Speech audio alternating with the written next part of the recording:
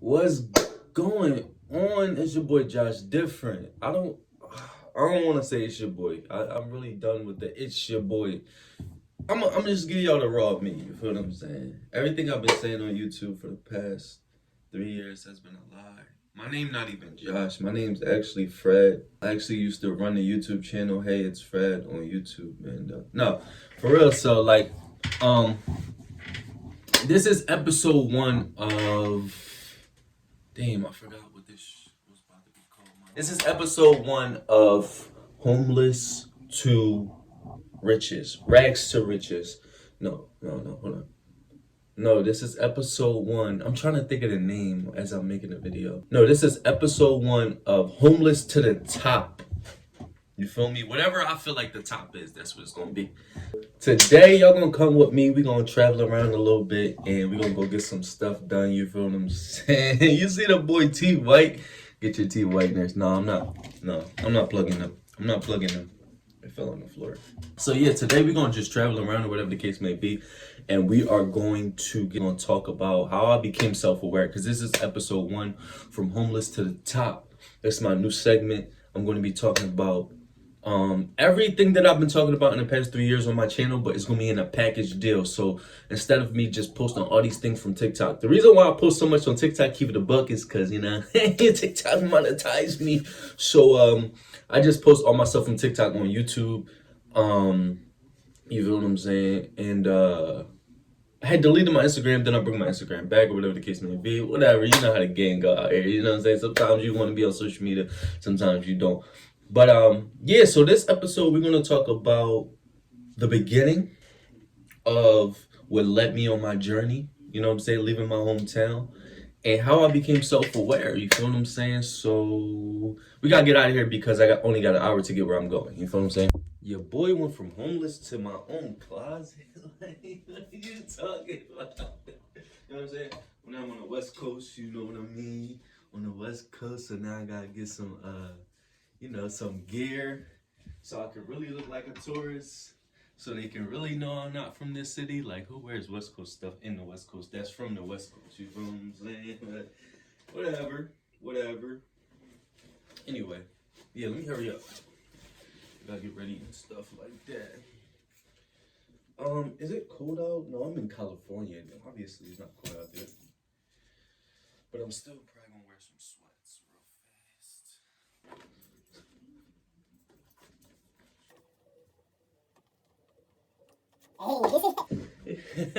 You see that? My dad told me how to do this time to time I shoot. Sadly, he's not in my life no more. Alright, we out.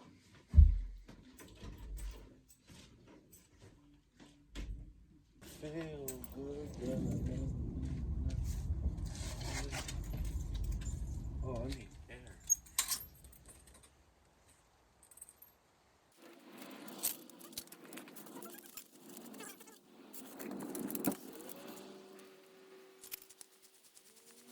So we just cruising out here on this regular day in California.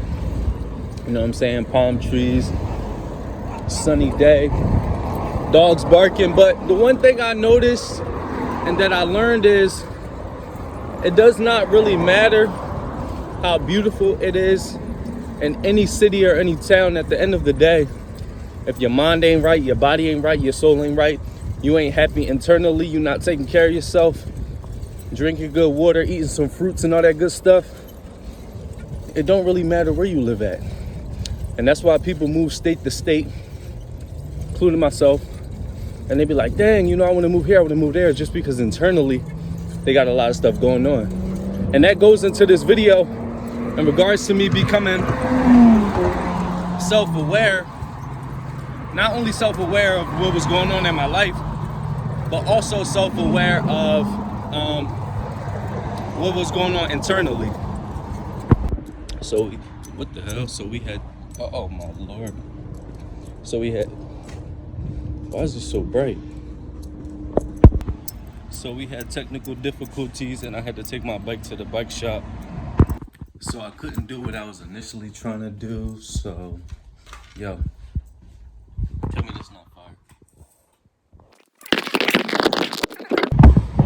couldn't do what I was initially trying to do. So basically, I'm gonna give y'all a breakdown. It's nice and vibrant out here. I'm gonna give y'all a breakdown of how I became self-aware. You feel what I'm saying? And not only just self-aware with my own situation, but just self-aware. You know, I never sat out here. That's why I'm liking it. I love butterflies. It's dope. But the one way I became self-aware, I'm liking my beard too. What y'all think about my beard? I'm starting to look all old and mature. You feel me? But no, the way I became self-aware was growing up. Life was a struggle. You know, I used to say, no, let me stop. Oh, no. So self-awareness was the key for me to start my life. I feel like my life didn't start until I became self-aware. And the reason why I say that is because certain things you gotta know, certain things you gotta be aware of out here in the world in order for you to actually like live an authentic life. You feel what I'm saying? And until I was 25, you know, I lived a certain life where I was kind of like living in this bubble of what I thought life was. And I think the blessing that happened to me was I went into a relationship. You know what I'm saying? When I went into that relationship with that particular individual, you know, me and that person had issues. I'm not gonna throw it on that person. I've grown in maturity, you feel what I'm saying? Me and that person had issues, and that relationship woke me up to deeper issues within my family, and that's why I make videos on family dysfunction and generational curse breakings and stuff like that, because you know when certain people have like a certain level of you know trauma, then they reach a certain level on the spectrum. Some of them become narcissistic, some of them become psychopaths, sociopaths, borderlines, X, Y, and Z. You know what I mean? Histrionics. You know, so ever since I was little, I was trying to figure myself out. I was always trying to figure myself out, and I was like, what is going on? You know what I'm saying? I was always depressed, and I always felt like I didn't have a escape from how I felt internally. But then when I started to go work on myself, and the doctor was talking medication, and most of the time that's just to suppress whatever you got going on. What happened was I got into that relationship. Once the breakup happened, I kind of noticed things about my partner. I started Googling stuff about my partner.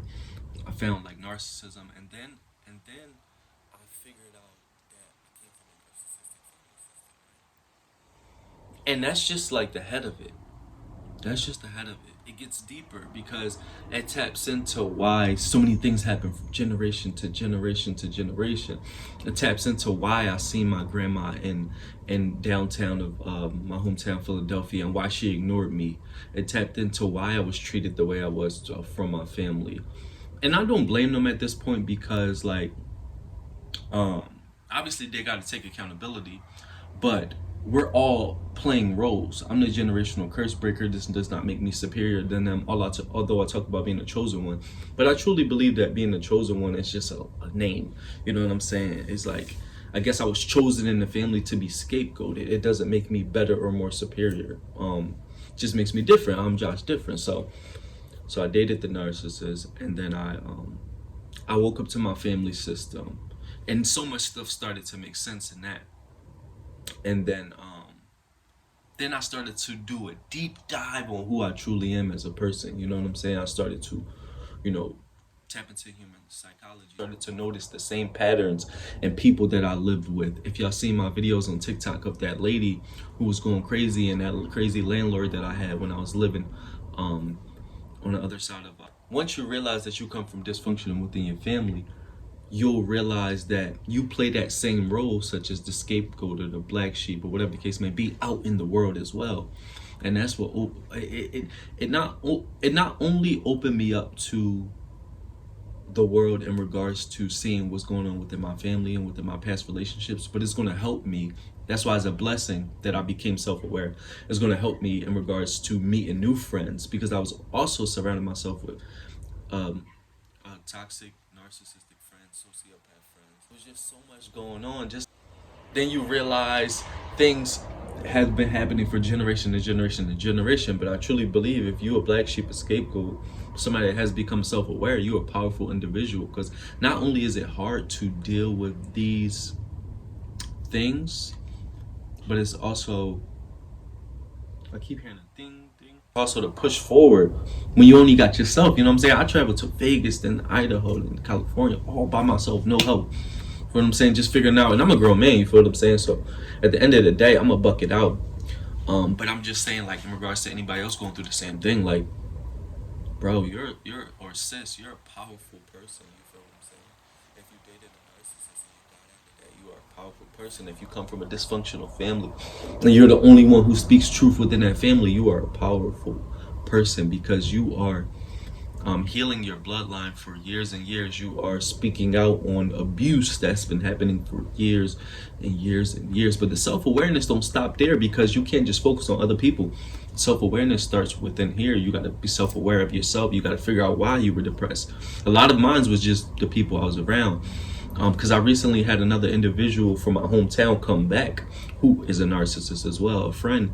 And they tried to like re-trigger me, but I seen all the red flags because I've been working on myself. So now if I see it in a job, if I see it in a friendship that's coming, and somebody else comes from my past, which I'm no longer accepting applications from my past. So if you from my past, sorry, you guys to stay back there. But it allows me to grow and grow and grow and become more self-aware and expand my mind, realizing that these things exist, such as narcissism, such as the spirituality realm, such as breaking generational curses, you know, digging deep in the Bible and all that stuff. It just expanded my mind in order to not be in a box. Like when you come from a toxic, dysfunctional family and you're not self-aware, then you're kind of stuck in whatever box was created from, whether it was your parents or whoever created that system.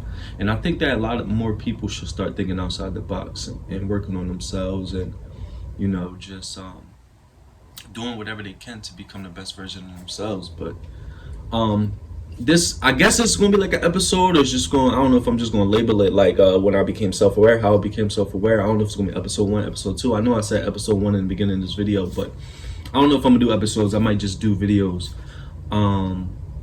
But yeah, it just feels good to express myself. It feels good to be on the other side of the United States, kind of restart my life over, and be able to accept who I want in my life and not who I want in my life. And it's been a journey. It's been a journey. If you've been watching my channel, you already know what's up. Follow me on TikTok at JoshDifferent. Follow me on Instagram at the JoshDifferent. Subscribe to me here on YouTube. It's your boy Josh Different. I'm different. You different. We different.